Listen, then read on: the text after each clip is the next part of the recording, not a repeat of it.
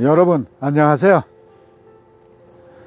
오늘은요 모처럼 해외여행 소개를 건너뛰어 북한에서 불과 2.5km 떨어진 우리나라 최북단 민통선안 교동도를 소개하려고 합니다. 그런데 예전에는 군 작전상 교동도에는 쉽게 들어갈 수 없었습니다만 요즘에는 간단한 절차로 섬에 들어가 북한 지역도 관찰하고 섬의 옛 역사적 정치도 맛볼 수 있습니다. 자, 그러면 함께 둘러보실까요? 교동도는 지도에서처럼 강화군에 속하며 동서 10km, 남북 6km의 면적은 약 47평방킬로미터로 우리나라에서 18번째 큰 섬으로 한강시민공원을 포함한 여의도 면적과 거의 같은 크기입니다. 이런 간단한 지리상식을 머리에 넣고 집을 떠나 교동도로 향했습니다. 가는 도중 한국전쟁 당시 월남한 우리 가족이 김포공항 근처 지금은 첨단 산업단지화된 마곡지구에 수용소들이란 이름의 피난민 수용소에서 말하기 어려운 피난 생활을 했다는 부모님의 말씀이 생각납니다. 이곳에서 친척들이 각지로 헤어지면서 나에게 김포라는 아명을 붙여 주었지요.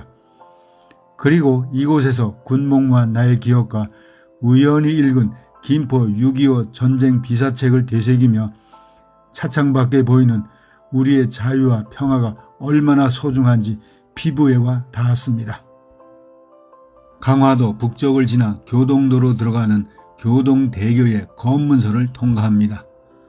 두 번째 방문인지라 민통선 안으로 들어간다는 긴장감 대신 고향을 찾는 듯한 편안한 마음이었습니다. 군 보안상 지난해와는 다른 출입증 뒤쪽에는 섬을 지키는 해병대의 각오를 새긴 글에 믿음이 갔습니다. 2014년에 개통한 길이 3.44km의 서해 최북단 다리인 교동대교를 건너며 바다와 어울리는 풍경에 더하여 마음이 솟는 듯한 느낌도 따라오고 있었습니다. 섬에 들어가자 제일 먼저 보이는 연산군 유배지를 찾았지요. 지난해와는 달리 공사 중이라며 입장이 금지되어 있었지만 유배지와 화계산 정상 등을 개발하는 모습에 기대가 되었습니다. 이런 공사 관계로 유배지 입장은 할 수 없었지만 1년 전에 화계산 정상으로 올라가며 남겨둔 기록이 있어 다행이었습니다. 보통 연산군 하면 극도의 폭정을 행하다가 중정 반정으로 폐위된 군주로 알려져 있습니다. 연산군은 19세 때인 1495년에 조선 10대 왕위에 올라 12년간 재위하면서 두 번에 걸친 사화로 왕권을 강화한 것까지는 이해할 수 있으나 이를 자신의 욕망을 충족시키는 데 사용했다는 사실입니다. 특히 채용사로 하여금 강제로 끌고 온 처녀들을 관리하는 흥청을 두고 이곳에서 온갖 향락을 즐겼다 하여 흥청망청이란 말에 기원이 되었다는 것만 보아도 당시 상황이 그려집니다.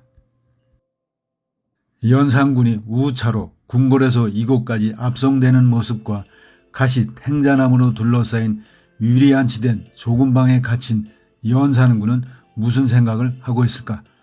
당신은 콜럼버스가 신학로를 개척하는 등 새로운 시대로 들어가는 때라는 것을 생각하면 역사의 탄식과 더불어 참으로 가련하구나는 생각이 들었습니다. 연산군의 무덤만 보아도 일반적인 왕릉보다 규모나 격식이 훨씬 초라함에 후세에 그 의미를 전하고 있습니다. 이렇게 연산군 유배지를 둘러보고 1km 정도 걸어야 하는 화계산 정상으로 향했습니다. 도중에 만나 나무 숲속의 운동시설과 약수터, 그리고 추운 겨울 속에 도토리를 찾아 먹는 청설모는 다름 아닌 우리의 자화상이었습니다. 해발 259m 정상에 오르니 사면의 넓은 갯벌과 잘 정리된 농경지가 시원스레 눈에 들어옵니다. 노는 밭보다 7배 이상이나 많은 약 2,700헥타로 쌀은 작업하고도 남을 정도로 생산하여 넉넉합니다. 그리고 평야지대 넘어 북한 연백군이 바로 눈앞에 펼쳐져 최북단 섬 안에 들어와 있음을 실감합니다. 이제 화계산을 내려와 한때 2만여 명이나 되던 인구가 지금은 약 2,900여 명으로 줄어든 섬의 중심지로 들어왔습니다. 우선 교동도의 상징인 제비집을 찾았습니다. 주로 황해도에서 피난 온 실향민들이 집집마다 찾아온 제비를 그리운 고향에서 온 반가운 손님으로 모시기 시작한 것이 인연이 된 제비의 다양한 조형물이 정겹게 맞아주고 있었습니다. 제비집 안에는 재미있는 여러 전시물들을 구경할 수 있었지요. 그 중에서도 방문객이 발행인이 되어 교동신문을 만들어보는 체험이 있습니다. 교동도에서 북한 황해도 연백지역을 잇는 2.6km의 가상 디지털 다리 캠페인이 현실이 되기를 바라는 기사는 나름의 의미가 있었습니다. 제비집을 나와 시간이 멈춘 듯한 대령시장 입구에 섰습니다. 어서 오시기요 라고 쓴 황해도 사투리의 구수한 현판은 뭔가 구미를 당겨줍니다.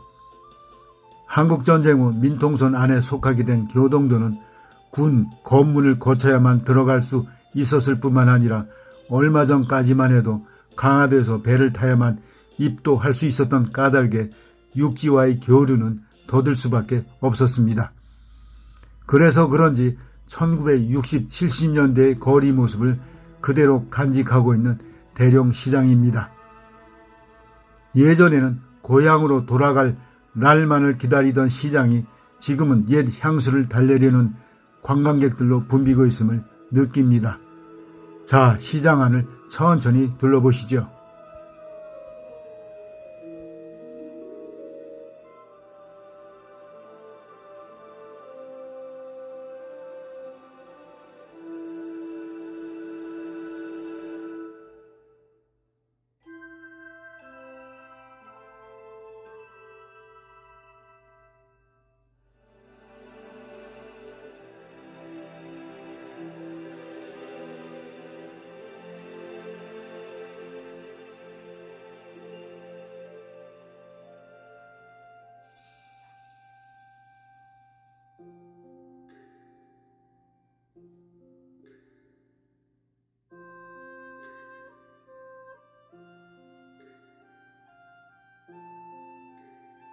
이렇게 옛 정치가 물씬한 대령시장을 뒤로하고 실향민들이 세운 망향대를 찾았습니다.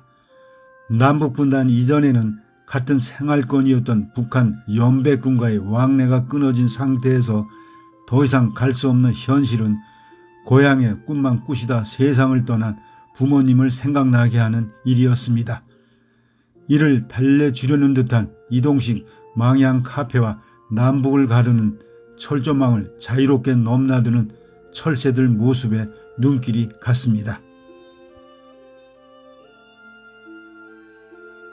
그리고 철조망과 바다 건너 불과 약 2.5km 떨어진 북한 농촌 가옥들이 손안에 잡힐 듯 선명히 눈에 들어왔습니다.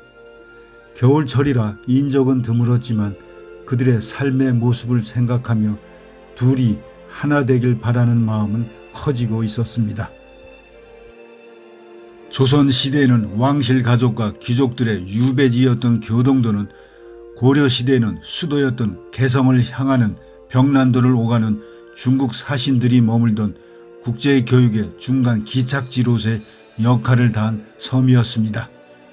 이는 지금의 남산포와 사신당이 말해주고 있지요. 거기에 고려 충렬왕 때인 1286년 안양이 세운 최초의 향교가 있음도 같은 맥락이었습니다. 그리고 동국 여지 승남에서 전하는 연대미상의 고려시대에 창건되고 고려 충해왕 2년인 1341년에 목은 2세기 독서를 했다는 화계사를 그냥 지나칠 수는 없었습니다. 그리고 조선인조 7년인 1629년에 황해 경기 충청을 관할하는 삼도수군 통호영의 본진인 교동읍성이 축조된 것을 보면서 이 섬 역시 우리 민족과 명운을 같이 했다는 것을 아는 듯 저녁 노을은 바다 위에 빛을 고루 뿌리고 있었습니다. 여러분 잘 보셨나요? 꽤나 오래전에 백령도 김포 강화지역에서 군 생활한 경험이 있어서 그렇게 낯설지 않을 것이라고 생각했습니다만 가는 길은 많은 세월이 흘러 옛 모습은 아니었습니다. 그래도 부모님의 고향이 북한이신지는 몰라도 북한을 바라보며 통일의 그날을 염원하고 있음은 변하지 않고 그대로였습니다. 자, 그러면 또 뵙기로 하고 여러분의 건승을 기원합니다.